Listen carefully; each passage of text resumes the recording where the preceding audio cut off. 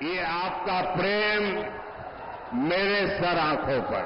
মানুষের ভালোবাসায় আপ্লুত প্রধানমন্ত্রী নরেন্দ্র মোদী বলেছেন, আগের জন্মে হয়তো বাংলায় জন্মেছিলেন, নয়তো পরের জন্মে বাংলায় জন্মাবেন।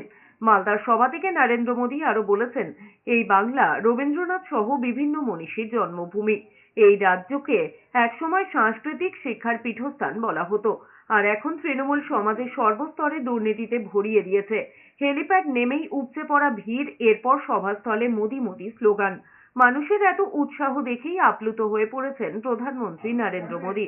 বলেছেন, প্রথম দ্বিতীয় দফাতেই পর্যদস্ত হবে বিরোধীরা।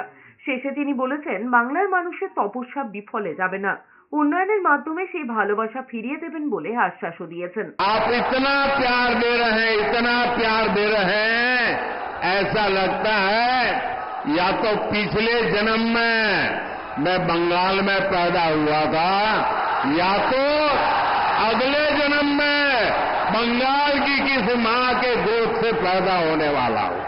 शायद इतना प्यार कभी नसीब नहीं होता भाइयों।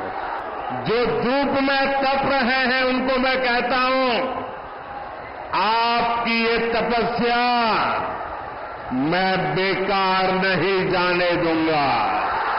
आप जो ये ताप में तप रहे हैं, मैं विकास करके आपके इस प्यार को लौटाऊंगा।